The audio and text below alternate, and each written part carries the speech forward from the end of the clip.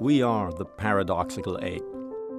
Bipedal, naked, large-brained, long the master of fire, tools, and language, but still trying to understand ourselves. Aware that death is inevitable, yet filled with optimism. We grow up slowly. We hand down knowledge. We empathize and deceive. We shape the future from our shared understanding of the past. CARTA brings together experts from diverse disciplines to exchange insights on who we are and how we got here. An exploration made possible by the generosity of humans like you.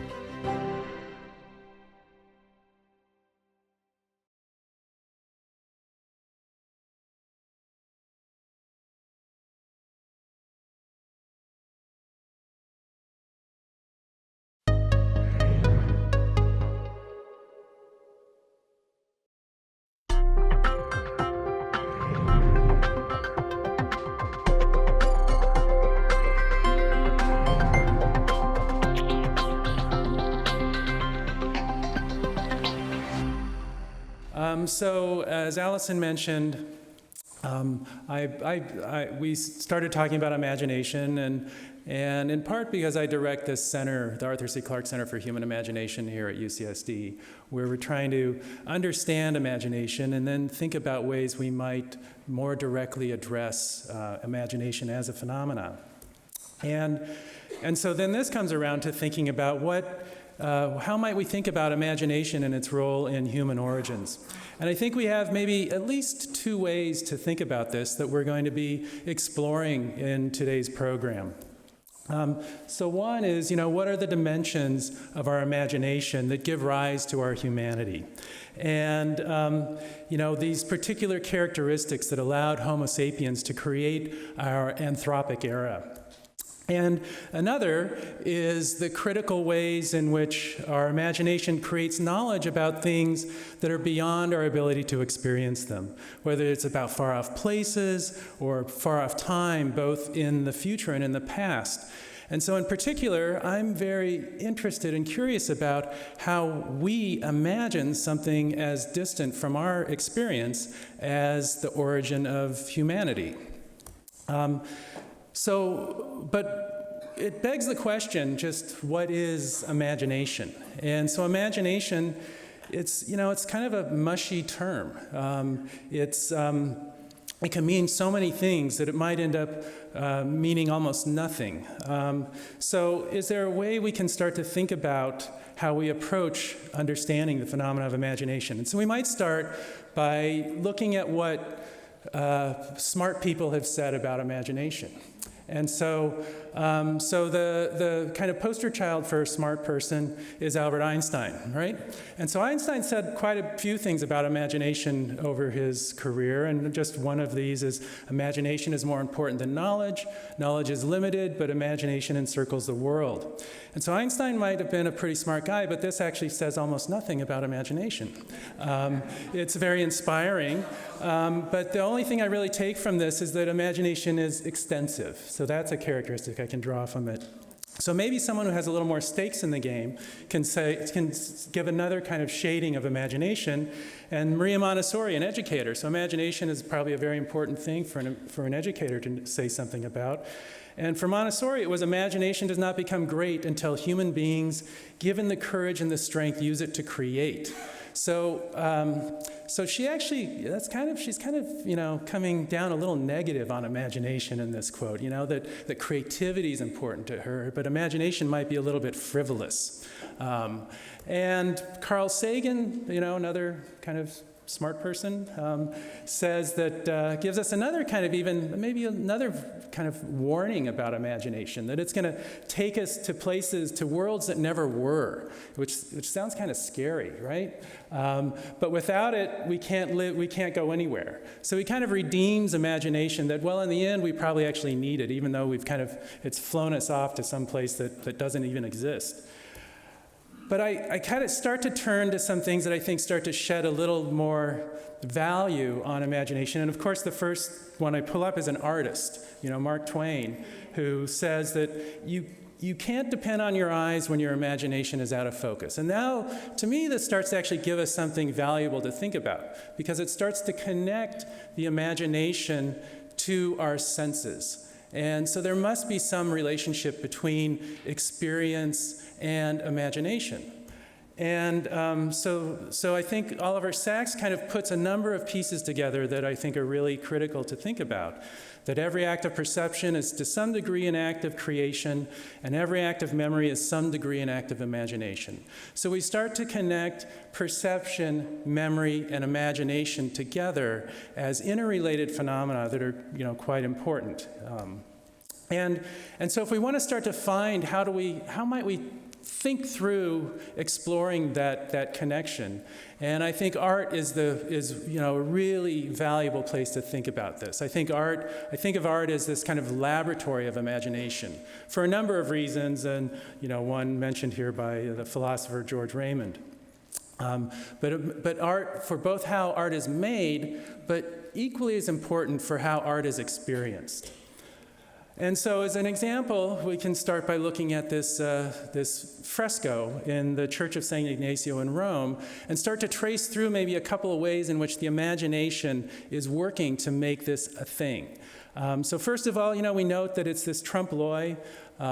It's using this perceptual trick that was figured out called perspective, that tricks us into thinking that something is a space when it's just a flat plane. And they do it here by extending the trompe l'oeil part is because they're extending the architectural features with this kind of imagined architectural feature. And it's also then connects that imagined extension of this church into this entirely imagined place called heaven.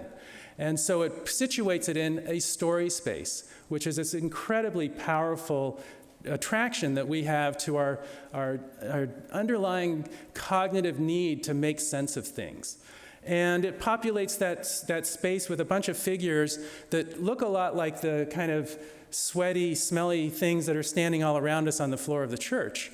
But of course, they're up there in heaven. But all of it's just made from these little daubs of paint, right? These little colored pieces of pigment.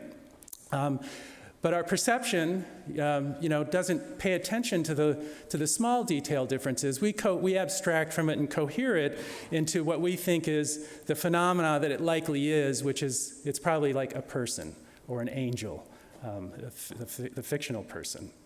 And so artists always exploit these capabilities and deficiencies in our senses to engage our imaginations on so many levels. And so we all know, about how, cinema works. We don't actually see things that are moving. We're just seeing static frames that are shown to us so quickly and with some ordered coherency between them that we can't help but think that it's a depiction of something in motion. So it's depicting something beyond what it actually is. And this has always been, a desire and an operation of art. So even in these cave paintings from 30,000 years ago, the artists start to try to develop methodologies to show something that's beyond the thing that's actually there, to show something in motion and with this static medium. And by doing that, they are directly engaging our imagination as much as they're engaging our senses. So art, we can see as this collaboration between our senses, our memories, and our imagination, which is also just the equation for reality itself, right? And so if we want to start to think about how we might understand that, we've started to think about how imagination is a phenomena that takes us from one moment to the next, that takes us from those moments to the near future, and then takes us from that near future to think about the far future. We can also think of it maybe as having different areas that it kind of functions, that goes from the neurological to the cognitive to the social, that takes us from thinking about our kind of personal fate to our local, global, and even cosmic fates. So I follow the same mistake that I just, laid on Einstein, where imagination is everything everywhere, right? So, but within this, now we actually have a little bit of a rubric that we might be able to explore some things in. And so later on today, I think you're going to be hearing about a project that Allison is doing, that we're collaborating on, about thinking about an underlying neurological basis of human imagination. And as we have said, that there's this, as Allison was mentioning, you know, it would be an interesting thing to be able to think about human imagination comparatively. And so here's these great sculptures by the Kennis brothers depicting early Homo sapien and Neanderthals. And you know, can we think about some ways in which the Homo sapien differs in some capacities from our cousins or early humans? You know, we know from early humans, you know, we start to, we see this artifactual record that the Venus of Willendorf. We see other examples that go continuously back in time and from other places, and even some examples from very long ago. And whether or not these are kind of we have always made little fertility goddess figurines, or perhaps we're always looking for fertility goddess figurines. This idea that, you know, humans have been making symbolic culture for a long time is one of the underlying things that we think about with imagination. And even now we start to find new kind of things that help to fill out that story. So seeing that there are Neanderthal, just things that we're now attributing to Neanderthals as part of their symbolic culture. So might there be ways, besides looking at the artifactual records, to think about human imagination by looking more directly at the underlying biology of these things? And so Allison is like a magician as far as I'm concerned. He has come up with these ways in which he can do something quite extraordinary, which is take human stem cells, and on the left we have human stem cells that have grown brain organoids, and on the right we have those stem cells, but they've been coaxed to have Neanderthal genes that then express Neanderthal neurology. And so on the right we have Neanderthal brains. And so what we're looking to do is then test them in relationship to what kind of anticipatory responses they may have to different stimulating environments, and see what kinds of differences they have. And you can already see there are some morphological differences that are quite evident. So not only looking at the kind of neurological structure, I want to give a very quick example of something at a little higher order to thinking about at the cognitive structure, where we're looking at other aspects that I think are underlying components of our imaginations. And one of them is spatial navigation. And so understanding how you are in space and what space consists of has obviously been a very important part of, you know, most species' survival. Here, what we have started to learn is that we have two mechanisms of how we think about space. One in which we're egocentric and we kind of think the world reorients itself around us, and one that's allocentric, where we think the world is in a fixed coordinate space, and we reorient ourselves to it. Now, we use both these mechanisms, and that, in fact, when we kind of switch between them is one in which is a place where we really have to open our eyes and kind of re-understand what our relationship to the world is. Now, it turns out those two kinds of experiences excite different parts of the brain, and we can sense that with EEG devices. So we've been working with a team of neuroscientists to develop virtual worlds that have kind of novel structure, where we can try to directly switch you into going from one navigational scheme to the other. And we do that by what you're seeing an example in a video of this experience. You embody one of these avatars, you have a navigational task you have to do in this environment, and we radically change it in a very uncanny way to try to keep you highly stimulated in your spatial response to making a coherent experience from this environment. But of course, I'll maybe just wait till the last clip plays here. And doing that, people have to, we sense what kind of navigation they're using and then try these tricks to trick them, to switch them into the other. But, I also want us to be aware of this idea that it's easy for us to study humans in a certain way, but we can also fall into this kind of circular trap of human exceptionalism, that we're the only thing with imagination, and so I think certainly we are exceptional in many ways, but trying to characterize and understand where it makes sense to kind of think about what's different from us versus other species is a critical issue. So for instance, I know my dog has this amazing imagination. Every time I pretend to throw the ball, it imagines that I've thrown the ball. And I've done this with that dog, 1,000 times. But there's obviously something about the anticipation of throwing the ball that is more important for him to fail 1,000 times because it allows him to succeed just a little bit better the other few times that I do it.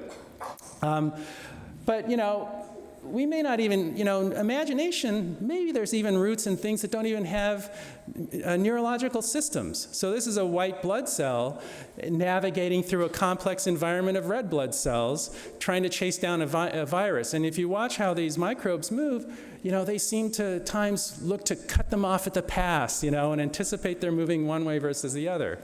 And this is without any kind of neurology. So imagination is this tricky thing to think about, just as all these other phenomena like cognition, consciousness, to try to think about, we first, of course, bring to these questions our own experiences and understanding, and we have to be quite imaginative to kind of think outside of that. And it can get us into some problems, So for a long time, I think it was one of the prevailing sentiments of, Neanderthals was they didn't have a symbolic culture. And so this is from a recent exhibition at the Australian Museum that talked about, that they lacked the depth of symbolic and progressive thought displayed in modern humans. And that was before kind of a number of artifacts were discovered that may have kind of start to make us kind of have a more complex relationship to that question. So I also, so in my work, I try to think about things that might be able to augment our imagination. And we're starting to do a lot of things with artificial intelligence. For the fourth time around that artificial intelligence is suddenly the next big thing. But we're working with ways to think about how to model aspects of human imagination through things like genetic algorithms and neural nets. And we bring to that a kind of human-centric approach, but in the end, the effective measures may cause us to really come up with a completely different kind of imagination than a human-based model. So the last thing I want to talk about in relationship with this is then how stories kind of work in this. And so we're the Arthur C. Clarke Center, and an aspect of that is the value of science fiction as this way to kind of cause us to radically think about new kinds of human conditions. And so some of the work we do with that, this is an example of a project we did with a science fiction author, Kim Stanley Robinson, and a performance artist, Marina Abramovich, where we took Marina Abramovich methods which take things that usually take a few seconds and try to extend them into experiences that last over a few hours. And Stan Robinson's work, who's trying to get us to understand what it would be like to experience a phenomena that lasted 1,000 years, like the travel to another star. And the ability to kind of put these two temporal shifts in relationship to each other gave people a far more visceral understanding of the experience of temporality. And so these things like stories and performance and ritual art may have been things that we think really discovered once we started to extend the day into the night, and then think about what we do with that nighttime. We come up with ways to make better sense out of everything that happened in the daytime. And so these stories, while they sometimes were completely fictional and talked about worlds that never were, sometimes they actually, brought sense to things that we previously wouldn't have connected. And of course, as we've moved forward in time, we've just come up with more and more proliferations about those campfires, and more and more ways to tell stories around them. Now, it's often thought that language came before art. But I have another theory that I think language came about so that art could be critiqued and explained. And this is the artist Joseph Beuys trying to explain art to a dead rabbit. So Picasso kind of gave us this idea that he said that we all know that art is not truth. Art is a lie that makes us realize the truth. And so this is the astonishing thing, I think, that our imaginations, our ability to conjure meaning from occurrences has given us this ability to create all that we've created. And so how this happened and where this will take us couldn't be more important or more exciting to think about, and I look forward to digging into that for the rest of the day. So thank you.